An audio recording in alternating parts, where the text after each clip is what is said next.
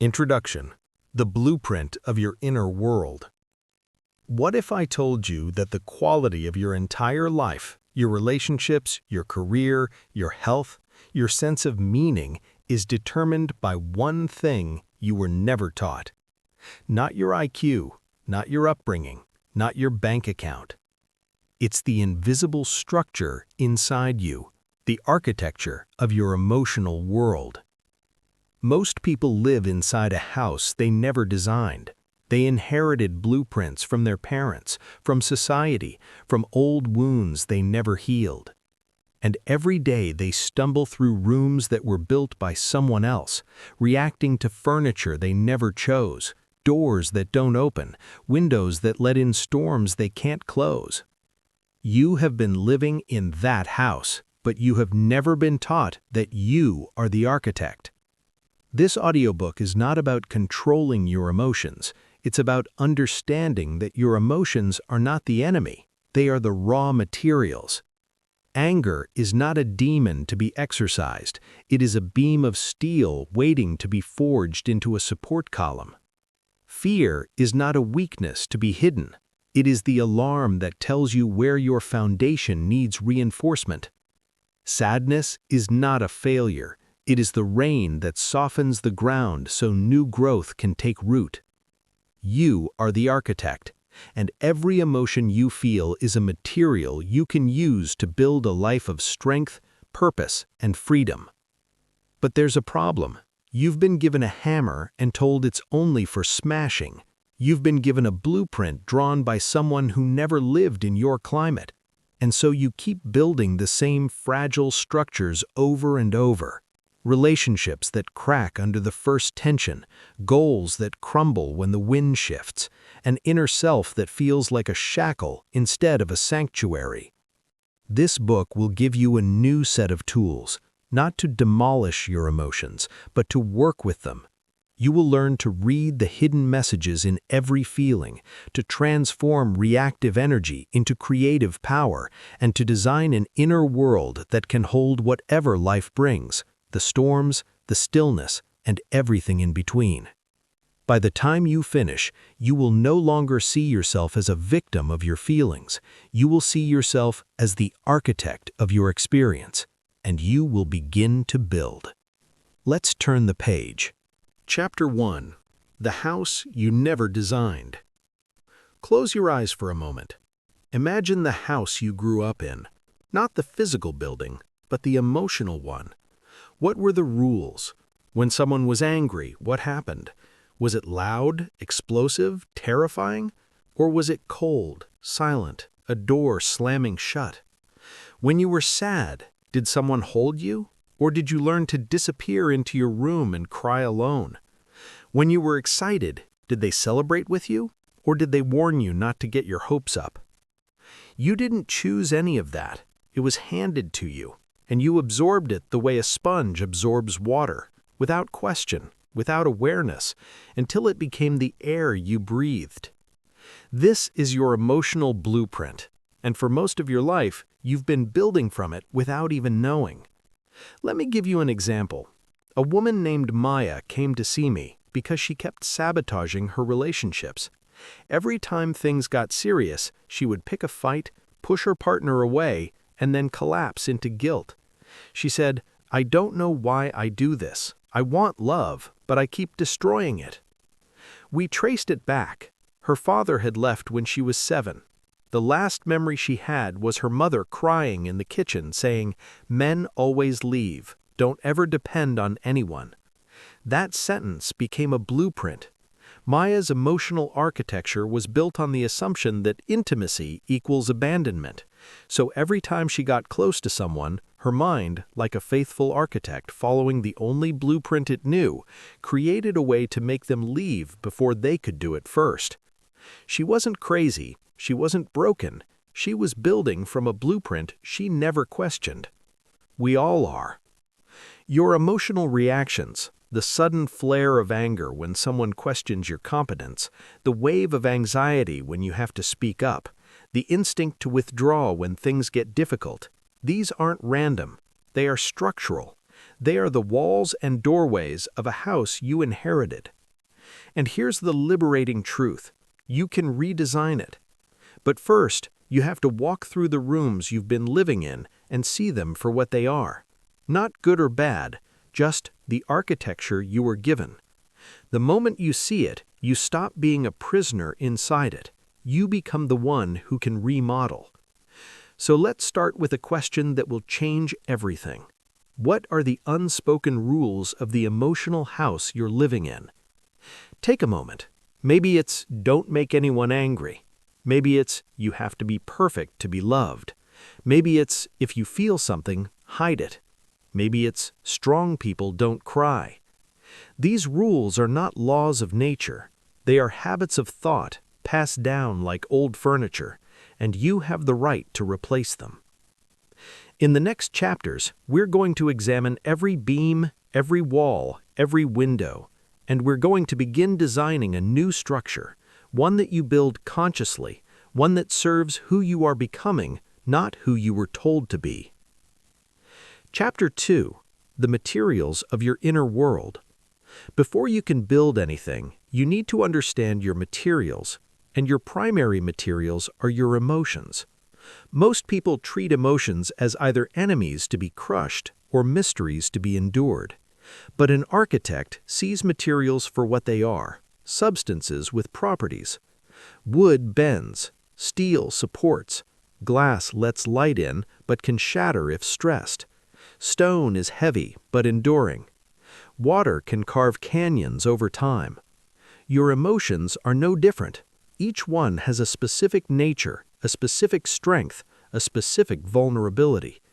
When you learn to work with their nature instead of fighting it, you stop being a slave to them and start being a builder.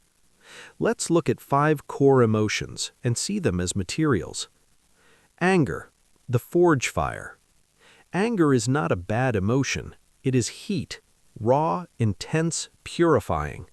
When your ancestors saw their child threatened, anger gave them the strength to fight a predator. When you see injustice in the world, anger is what fuels the courage to speak. The problem isn't anger. It's that most people take this forge fire and use it to burn down their own house. They direct it at loved ones, at themselves, at innocent bystanders. But when anger is channeled, when it's used to heat the metal of your boundaries, to forge your no into something unbreakable, it becomes one of your most powerful structural materials. Fear, the alarm system. Fear is not a weakness, it is a signal. And a smoke detector isn't the fire, it's telling you something needs attention. Most people treat fear as the enemy and try to smash the detector. But fear's job is to ask, what is at stake? What do you need to protect? What do you need to prepare for? When you listen to fear, instead of being paralyzed by it, you gain intelligence. You learn where your foundation is weak, and you can reinforce it before the storm hits. Sadness, the rain. Sadness is not a failure. It is the rain that softens the ground so new things can grow. When you lose something or someone you love, sadness is the process of integrating that loss. It's the emotional equivalent of a river carving a new channel. If you dam it up, you create stagnant pools of depression. If you let it flow, you make space for new life. The most resilient people are those who have learned to let sadness move through them without letting it drown them. Joy, the sunlight. Joy seems like the only emotion we don't have to manage, but many people are afraid of joy. They sabotage it because they've learned that joy is followed by pain.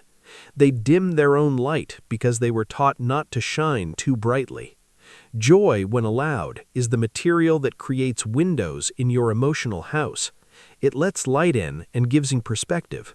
But like sunlight, it needs to be welcomed without fear. Shame, the mirror.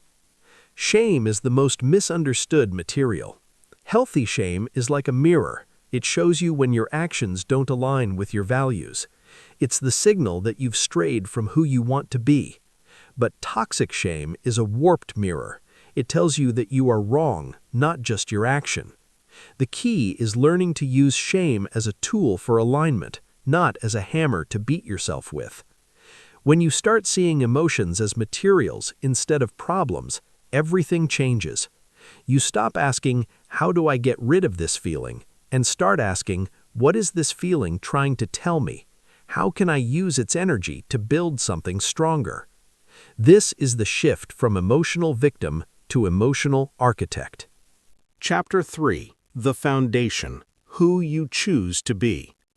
Every building needs a foundation. Without it, even the most beautiful walls will crack and tilt. In your emotional architecture, the foundation is your identity, not the identity handed to you, but the one you choose. Most people build on shifting sand. They base their sense of self on what others think of them, on their latest success or failure, on whether they feel happy or sad in the moment. This is like trying to build a skyscraper on a swamp. No wonder you feel unstable. A true architect starts by asking, "What am I building toward? What kind of person do I want to be?" This is not about setting goals. Goals are the rooms you furnish later. This is about the foundational question: who am I, at my core, when I'm not reacting to anything? Let me tell you about a client named David. David was a successful surgeon, respected by everyone, but he was miserable. He said, "I feel like I'm always performing. I'm afraid someone will see I'm not as confident as I seem. I can't sleep. I snap at my kids. I'm burning out." We started with foundation work. I asked him, "Who are you when no one is watching? When there's no surgery to perform, no reputation to uphold, no one to impress?" He was silent for a long time. Then he said, "I don't know. I've never asked." David had been building his life on the foundation of what others expect. His emotional architecture was designed to please, to impress, to never fail. But that foundation couldn't hold his weight. It was cracking under the pressure. When he began to define his own foundation, choosing values like integrity, presence, and genuine care over performance and perfection, everything shifted. He still performed surgeries, he still cared about excellence, but now he was building from a solid base, not a shaky one. Your foundation is the set of core values you commit to regardless of how you feel in the moment. It's the answer to the question, "What do I stand for when it's hard?" This is not a feel-good exercise, it's the most practical thing you can do. Because when you know your foundation, you can evaluate every emotional reaction against it. You can ask, does this reaction align with who I am building myself to be, or is it a habit from an old blueprint? A few examples. If your foundation is kindness, then when you feel the urge to snap at someone, you have a reference point. You can say, "I feel angry, but I am a kind person. How can I express this anger kindly?" If your foundation is courage, then when fear arises, you don't ask, "How do I stop being afraid?" You ask, "What would a courageous person do right now?" If your foundation is growth, then when you fail, you don't collapse into shame. You say, "This is data. How can I grow from this?" Your foundation doesn't eliminate emotions. It gives you a place to stand while you work with them. Take time today to write down 3 to 5 core values that you want to be your foundation. Not what you think you should value, what you genuinely, deeply want to stand for. These will become the bedrock of your emotional architecture. Chapter 4: The Load-Bearing Walls: Your Core Beliefs. Once you have a foundation, you need load-bearing walls. These are the core beliefs that hold up the structure of your life. And if they are cracked or poorly placed, the whole building leans. Let's be honest, most of us have beliefs we never chose. They were installed by parents, teachers, early experiences, or cultural messages, and they run our emotional lives without our permission. Consider these common load-bearing walls. I have to be perfect to be accepted. If I show vulnerability, I'll be hurt. Other people's opinions matter more than my own. I'm not good enough. Success is the only thing that matters. Each of these beliefs is a wall that your emotional responses constantly press against. And when those walls are weak, your emotions can bring the whole house down. The work of the emotional architect is to inspect these walls, not to tear them down blindly, some might be worth keeping, but to assess them honestly. Is this belief true? Does it serve me? Is it aligned with my foundation? Let's take the belief, I have to be perfect to be accepted. If that is a load-bearing wall in your inner world, then every time you make a mistake, your emotional architecture trembles. You feel shame, anxiety, maybe panic. You might overwork, people-please, or hide your flaws. The wall is not supporting you, it's crushing you. What if you replaced it with a different wall? I am worthy of connection even with my imperfections. That wall would hold very differently. When you made a mistake, instead of collapsing, you would feel discomfort but also a sense of stability. You might say, I messed up. I'm still human. I can learn and still be loved. Changing a load-bearing wall is not easy. It's structural work, but it's possible. And the first step is simply naming the walls you've been living with. Write down 3 beliefs that you suspect are running your emotional life. Don't judge them, just write them. Then ask, where did this belief come from? Is it 100% true? What would my life look like if I let go of this belief? What belief could I replace it with that serves my foundation? You are not your beliefs. You are the architect who can choose which walls to keep and which to redesign. Chapter 5. The Windows, Perception and Perspective.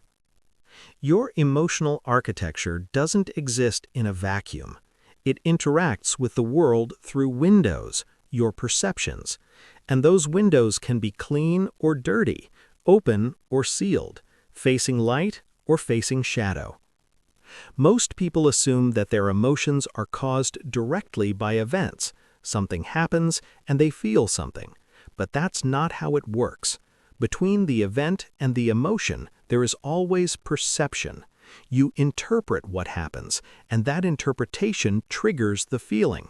This is great news, because if you can't change the events, and often you can't, you can change your perception. Let's say you're in a meeting, and a colleague says, I think we should reconsider your proposal. If your perception is, they think I'm incompetent, you'll feel angry or defensive. If your perception is, they want the project to succeed and have a different perspective, you'll feel curious or collaborative. Same event, different perception, completely different emotion. This is not about positive thinking, it's about accurate perception. Your brain is wired to see threats faster than opportunities. That was useful on the savannah. In modern life, it often leads you to perceive danger where none exists. As an emotional architect, you learn to clean your windows. You learn to ask, is my perception of this situation accurate? What else could be true? What am I not seeing? There's a practice I recommend. When you feel a strong negative emotion, pause and ask, what am I assuming right now? Usually, you'll find an assumption hiding behind the feeling, and once you see it, you have the power to question it. Your windows also determine how much light you let in. If your windows face only your failures, you'll live in a dim house. If you also turn them toward your strengths, your growth, the love around you, the light changes everything. Chapter 6. The Doors, Boundaries and Access. A well-designed house has doors. Some doors you open freely. Some you keep locked. Some you open only for certain people. Your emotional architecture is the same. You need boundaries. Boundaries are not walls. They are doors. They let in what you choose and keep out what you don't. Without them, anyone can walk through your emotional living room and rearrange the furniture. With them, you decide who has access to your inner world. Most people struggle with boundaries because they confuse them with being mean or closed off, but boundaries are an act of respect for yourself and for others. When you don't have boundaries, you eventually build resentment, which is far more destructive than a clear no. Let's be practical. Your emotional doors might include who you allow to speak to you in certain ways, how much of your time and energy you give, what topics you're willing to discuss, how you respond to manipulation or guilt trips, what you share and what you keep private. Learning to set boundaries is learning to use your doors. You don't have to be harsh. You can say, "I'm not available for that conversation right now. Let's talk later." Or, "I care about you, but I can't take on that responsibility." Or simply, "No." The hardest part is internal. You have to believe that you deserve to have doors, that your inner house is worth protecting, that you are not responsible for managing everyone else's emotions at the expense of your own. When you have strong, well-placed doors, your emotional architecture becomes a place of safety, not a prison, a home. Chapter 7. The Rooms, Where You Live. Every emotional house has rooms. Some are rooms you spend most of your time in: the room of worry, the room of resentment, the room of longing, the room of joy. The rooms you inhabit most become the most furnished, the most familiar. The question is, are you choosing which rooms to live in, or are you wandering into them by habit? Many people spend their lives in the same few rooms: the room of not enough, the room of what if, the room of they wronged me. They decorate these rooms with stories they tell themselves over and over until the walls are covered, and they forget there are other rooms. As an architect, you can choose to move. You can leave the room of resentment and walk into the room of curiosity. You can leave the room of self-criticism and enter the room of self-compassion. You can leave the room of fear and step into the room of preparation. This doesn't mean ignoring difficult emotions. It means you don't have to camp in them.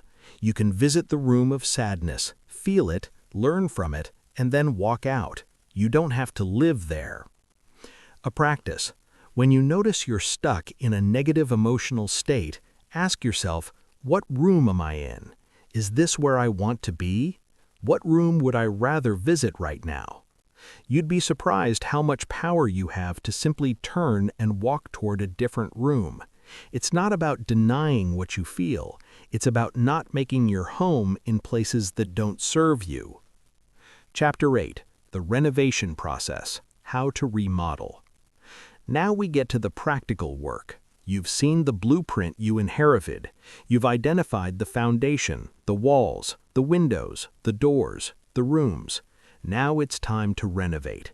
But renovation is a process, not an event. It requires patience, tools, and a willingness to live in a bit of dust while you work. Here is the 4-step renovation method I teach every client. Step 1. Name the structure. You can't change what you don't see. The first step is always awareness. When you feel a strong emotion, pause and name what's happening. Not, "I'm angry," but "I'm feeling anger because my boundary was crossed." Not, "I'm anxious," but "I'm feeling fear about a future I can't control." Naming creates a pause, and in that pause, you become the architect instead of the reaction. Step 2. Ask the question. Once you've named it, ask, what is this emotion telling me about my architecture? Anger often tells you a boundary has been violated. Fear tells you something is at stake that matters to you. Sadness tells you something valuable was lost. Shame tells you you've strayed from your values. Joy tells you you're aligned with something meaningful. When you understand the message, you can respond intelligently instead of just reacting. Step 3. Choose your tool. Different renovations require different tools. If your foundation is shaky, reinforce it by reconnecting with your core values. If a load-bearing belief is cracked, challenge it with evidence and replace it with a more accurate belief. If your windows are dirty, clean them by questioning your perception. If your doors are weak, practice setting one small boundary today. If you're stuck in a room you don't want to live in, physically move, change your environment, go for a walk, call someone who lifts you up. Step 4. Take one action. Architecture is built through action, not intention. So after you've named, asked, and chosen, take one concrete action that aligns with your renovation. It might be a deep breath. It might be a sentence you say to someone. It might be a decision to walk away from a situation.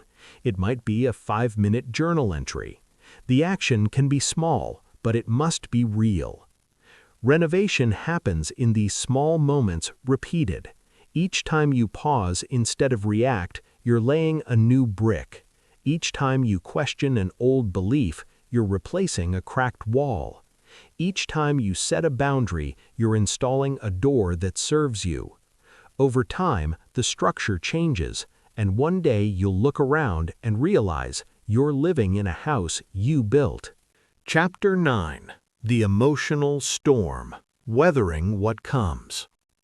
No matter how strong your architecture, storms will come. Life will bring loss, betrayal, failure, uncertainty. The question is not whether storms will hit, they will. The question is whether your house can withstand them. Emotional storms are not a sign of weakness, they are a fact of existence, and your emotional architecture is what determines whether you break or bend. Let's talk about 3 kinds of storms and how to prepare. The sudden storm, a car accident, a sudden death, an unexpected betrayal. These hit without warning. In these moments, your automatic responses take over. That's why your foundation is so critical. When there's no time to think, your deepest patterns emerge. If your foundation is built on self-blame, you'll crumble. If it's built on self-compassion, you'll have something to hold on to. The work you do in calm times is what you'll have in crisis. The long storm, chronic illness, ongoing financial stress, a difficult marriage, a challenging job. These wear you down slowly. They test your endurance. In long storms, your windows and doors matter most. You need to keep letting in light, connection, beauty, small joys. You need to keep your boundaries strong so you don't get exhausted. And you need to move between rooms. You can't stay in the room of worry for months on end. You have to consciously visit the room of gratitude, even when it's hard. The inner storm. Sometimes the storm is inside you, old trauma resurfacing, a spiral of anxiety, a wave of despair. These storms can feel even more overwhelming because you can't escape them. In inner storms, your tool is self-observation. You step back and say, I am not this storm. I am the one watching it.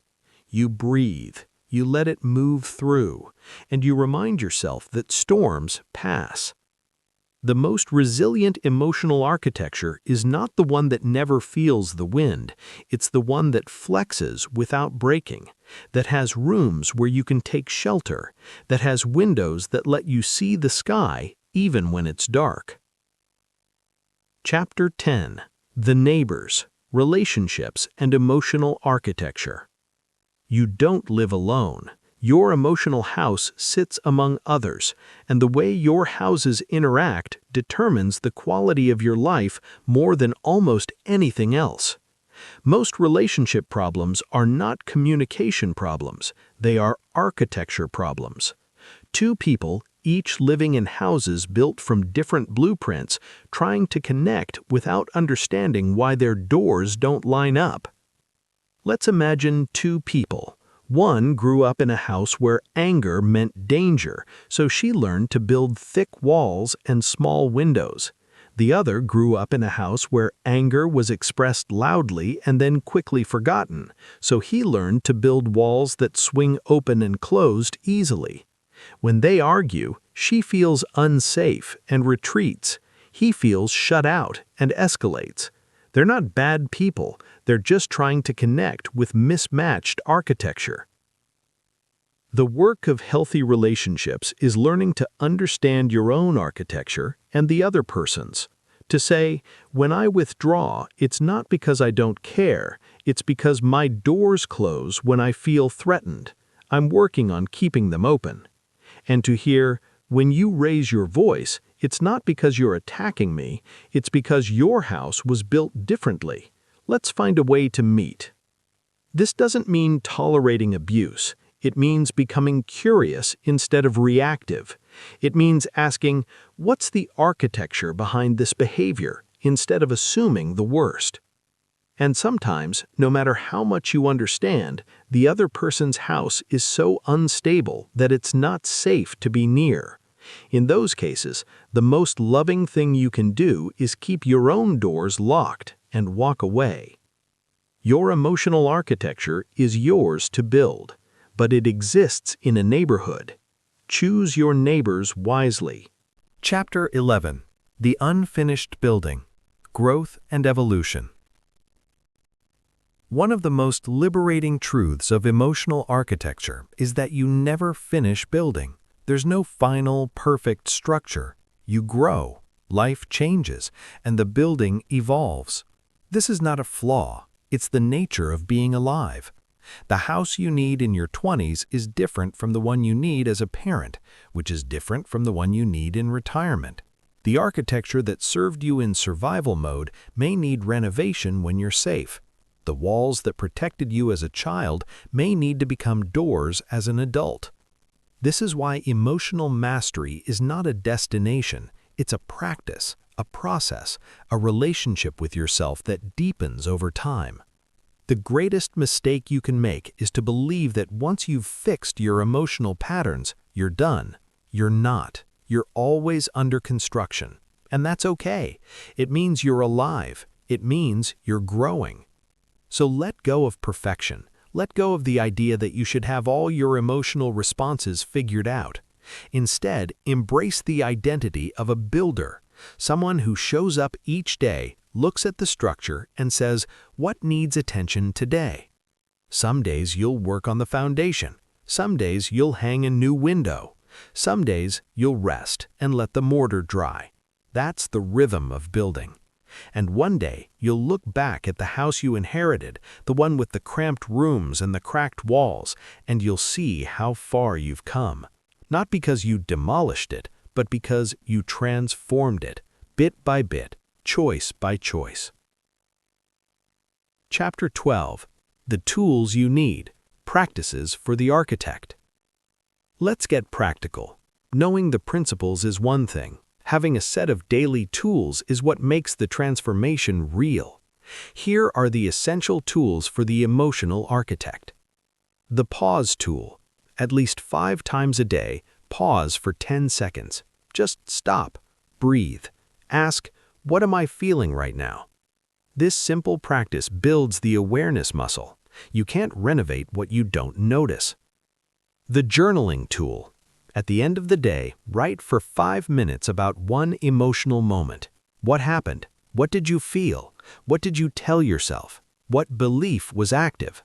What would you have liked to do differently? This is your blueprint review. The reframing tool. When you notice a negative interpretation, write down 3 alternative interpretations. This cleans your windows. The boundary tool. Each week, set one small boundary that you've been avoiding. It can be as simple as saying, I need to finish this before I can help you, or turning off your phone for an hour. The room moving tool. When you're stuck in a difficult emotional state, physically move your body. Go outside, change rooms, stretch, dance. Movement often shifts the room you're in. The foundation check tool. Once a week, ask, did I live in alignment with my core values? Where did I stray? What can I do differently? The compassion tool. When you make a mistake, speak to yourself as you would to a friend. You're learning. This is hard. You'll do better next time. Self-compassion is the strongest material you can use. These tools are simple. They are not easy. They require consistency. But used daily, they will transform your emotional architecture from the ground up. Chapter 13. When the House Shakes. Trauma and Repair. I need to speak directly about something important. Some of you listening have experienced things that no amount of reframing can undo. Trauma, the kind that shatters the architecture of the self. If you've been through abuse, violence, profound loss, or events that broke your sense of safety, your emotional house may have been damaged in ways that require more than self-help. That's not a failure. That's a wound that needs specialized care. The principles in this book can still help, but they are not a substitute for professional help. If you're struggling with the aftermath of trauma, please seek a therapist who specializes in trauma. There is no shame in that. You wouldn't rebuild a collapsed house with a hammer and a good attitude. You'd call an expert.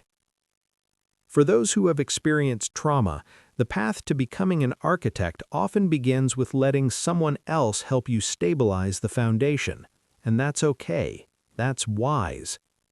For those who have not experienced major trauma but still carry the weight of smaller wounds, the consistent criticism, the unpredictable parent, the loneliness, know that your renovation is possible. It may take time. You may need to dismantle some walls that were built out of survival, but you can build a structure that doesn't just protect you, but allows you to thrive. Chapter 14. The Final Blueprint. Your Life as a Work of Art. We come now to the final question. What are you building toward? You've learned about foundations, walls, windows, doors, rooms, storms, neighbors. You have the tools, you understand the materials, but without a vision, even the best architecture is just a collection of parts. Your life is not a problem to be solved. It's a building to be designed, a work of art to be created, and you are the artist. What do you want your emotional house to look like 5 years from now, 10 years? What rooms do you want to spend most of your time in? What light do you want to let in? What doors do you want to have? Who do you want to be able to walk through them? Don't just think about avoiding pain. Think about creating beauty. Think about building a place where you can rest, grow, love, create, and face the world with strength. This is your invitation, not to become someone else, but to become more fully yourself, the architect of your inner world, the builder of your own life. It begins with a single choice, right now. You can close this book or stop this recording and go back to reacting, back to the old blueprint, back to feeling like a victim of your emotions. Or you can pick up the tools and start building. The materials are in your hands, the design is in your mind, the power is in your choice. Conclusion. The first brick. I'm going to ask you to do something now. Before you walk away from this recording, take out your phone or a piece of paper and answer 3 questions. What is one core value I want to be the foundation of my life from now on? What is one belief I've been carrying that I'm ready to replace? What is one small action I will take today to begin building? Write it down. Keep it somewhere you'll see it, because the first brick isn't laid by understanding, it's laid by action. And you've already done so much understanding. Now it's time to build. The house you inherited may not have been your choice, but the house you build from now on, that's yours. Every beam, every window, every door. You are the architect, you are the builder, and you are worth the effort. Thank you for listening. Now go build.